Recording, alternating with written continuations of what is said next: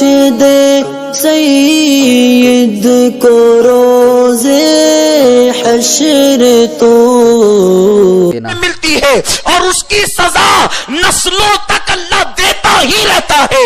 اس گناہوں کی سزا نسل در نسل منتقل ہوتی ہے، نسل در نسل جلتی رہتی ہے۔ صحابہ نے پوچھا یا رسول اللہ وہ کون سا جرم ہے جس کی سزا نسل در نسل ملتی ہے؟ میرے سرکار نے فرمایا اسی کو زنا کہتے ہیں۔ آج زنا کو عام کر دیا گیا۔ میرے آقا مصطفیٰ کریم رؤوف الرحیم صلی اللہ علیہ وسلم فرماتے ہیں عورتیں کپڑے پہننے کے بعد بھی ننگی رہیں گی۔ آقا کریم نے فرمایا، صحابہ کو تعجب ہوا یا رسول اللہ وہ دور بھی آئے گا کہ عورتیں کپڑے پہن کر ننگی ہوگی، لیکن سرکار یہ مطلب سمجھ میں نہیں آیا کہ کوئی کپڑا پہن کر ننگا کیسے رہ سکتا ہے؟ تو میرے سرکار نے فرمایا کپڑے پہن کر ننگا رہنے کا مطلب یہ ہے کہ معاذ اللہ وہ عورتیں اتنے باریک اور پتلے لباس پہنے گی کہ کپڑے پہننے کے بعد بھی ان کے جسم کا نشیب و فراز نظر آئے گا، اتنے تنگ اور فٹنگ میں کپڑے پہنے گی کہ کپڑے پہننے کے بعد بھی جسم کی حیات قضائی نظر آئے گی۔ میرے پیارے آقا علیہ السلام کے پیارے دیوانوں، آج وہ کپڑے پسندیدہ نہیں ہو گئے، آج ان کپڑوں سے محبت نہیں ہو گئی۔ آج ہر آدمی چاہتا ہے کہ میری بیوی کی عزت محفوظ رہے، میری بیٹی کی عزت محفوظ رہے، میری بہن کی عزت محفوظ رہے، سب کو عزت محفوظ رکھنے کا خیال ہے، لیکن ہیرو ہیروئن کے انداز میں کپڑے تو ہم ہی خرید کر لاتے ہیں۔ کیا تمہیں پتا نہیں آج ہاف آستین کے کپڑے، آدھی آستین کے کپڑے شوق سے پہنے جاتے ہیں؟ دیور کے سامنے وہی ہاف آستین، بھائی چچا زاد بھائی کے سامنے وہی ہاف آستین، بلکہ سگے بھائی کے سامنے وہی ہاف آستین، جیٹ کے سامنے وہی ہاف آستین۔ فقہا فرماتے ہیں، فقہائے احناف کا یہ فتویٰ ہے کہ ایک بچی اگر جوان ہو گئی ہو تو وہ اپنی ماں کے سامنے کوہنی کے اوپر کا حصہ بلا عذر شرعی کھول نہیں سکتی، اگر اس نے کھول دیا تو یہ حرام ہے۔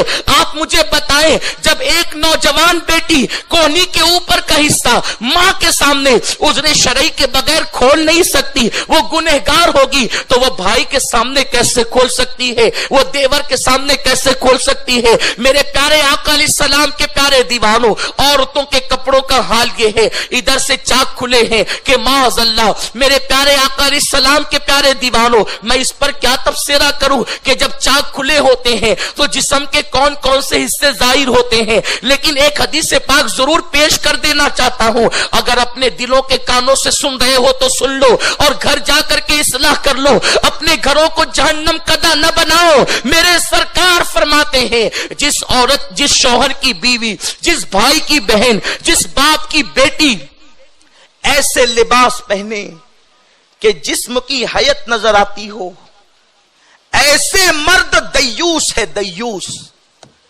اللہ نہ ان کی عبادت قبول کرتا ہے نہ دعا قبول کرتا ہے اگر وہ منع نہ کرے۔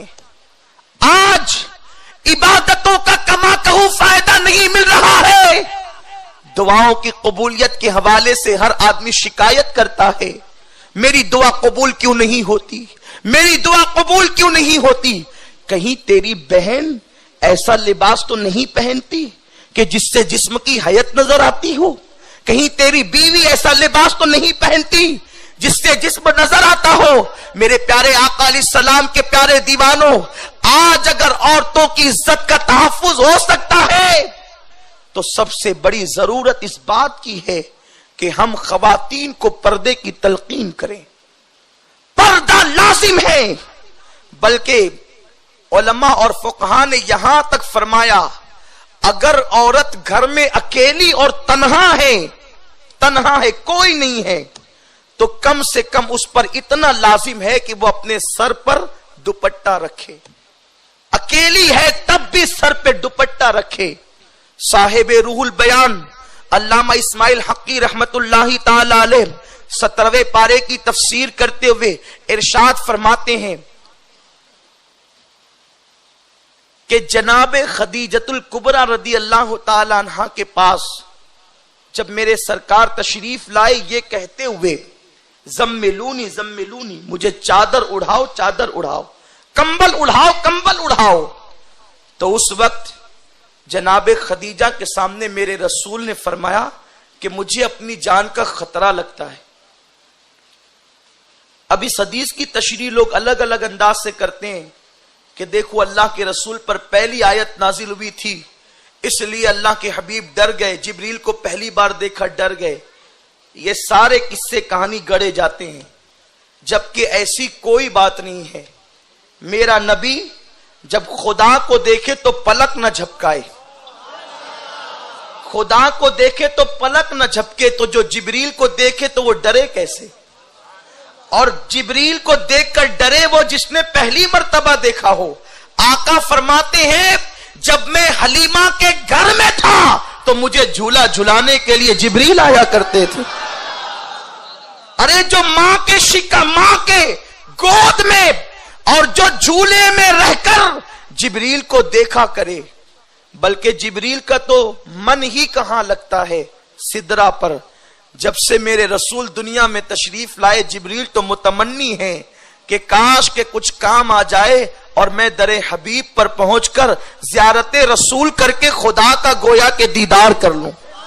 من رانی فقط رال، حق کا جلوہ میرے سامنے ہو جائے. اسی لیے حضرت حسن بریلوی کہتے ہیں بے لقائے یار ان کو چین آ جاتا اگر، بے لقائے یار ان کو چین آ جاتا اگر، بار بار آتے نہ یوں جبریل سدرا چھوڑ کر. ارے سدرا کے مکین مرغ سدرا، ان کا سدرا پر من نہیں لگتا. اگر وہ آنا چاہتے ہیں تو مصطفیٰ کریم کی بارگاہ میں آنا چاہتے ہیں. تو جبریل کو دیکھ کر ڈرے نہیں. اور ایک بات بتا دوں، اس قرآن سے پہلے یہ جو نزول قرآن ہے نا، اس کی پوری تحقیق ہمارے فقہاء نے، محققین نے پیش کی ہے. اور علامہ مفتی محمد خان صاحب رحمت اللہ تعالی علیہ نے بڑے نفیس انداز میں اس کی گفتگو کی ہے کہ وہ یہ ہے کہ اس قرآن سے جو 23 سال میں نازل ہوا اس سے پہلے میرے نبی پہ قرآن نازل ہو چکا تھا.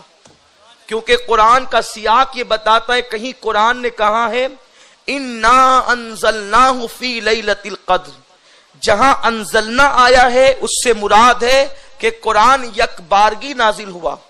اور کہیں کہا ہے نزلنا. اللہ پاک قرآن میں فرماتا ہے ہم نے اپنے حبیب پر قرآن نازل کیا. تو محبوب پر جب قرآن نازل کیا گیا اور جہاں نزلنا فرمایا گیا، جیسے کہ اللہ تبارک و تعالی ارشاد فرماتا ہے اِنَّا نَحْنُ نَزَّلْنَا الذِّكْرَ وَإِنَّا لَهُ لَحَافِظُونَ، اس ذکر کو ہم نے نازل کیا ہے اور ہم ہی اس کی حفاظت کریں گے. تو یہاں اس 14ویں پارے میں نزلنا ہے، تو جہاں نزلنا ہے اس سے مراد تھوڑا تھوڑا نازل ہونا، تھوڑا تھوڑا ضرورت کے مطابق. تو نزلنا کا مطلب تھوڑا تھوڑا نازل ہوا اور انزلنا کا مطلب یکبارگی پورا نازل ہوا. تو جو قرآن کے بارے میں صرف یہ عقیدہ رکھتے ہیں کہ قرآن رسول اللہ پر 23 سال میں نازل ہوا ایک مرتبہ، تو وہ انزلنا کا کیا جواب دیں گے؟ تو قرآن انزلنا بھی کہتا ہے اور نزلنا بھی کہتا ہے. اس کا مطلب یہ ہے کہ انزلنا کہہ کر یہ بتایا کہ یکبارگی قرآن نازل ہوا، تو وہ بھی تو کبھی نازل ہوا ہوگا. تو یکبارگی قرآن کب نازل ہوا؟ تو یکبارگی اس نزول سے پہلے نازل ہو چکا تھا. اسی لیے معنی پہ قاری کا جو ترجمہ کیا جاتا ہے کہ مجھے پڑھنا نہیں آتا، یہ دجل ہے، فریب ہے، رسول کی گستاخی ہے. رسول اللہ نے یہ نہیں کہا کہ مجھے پڑھنا نہیں آتا، آپ نے یہ فرمایا کہ میں پڑھنے والا نہیں. پڑھنا نہیں آتا اور پڑھنے والا نہیں، دونوں میں فرق ہے.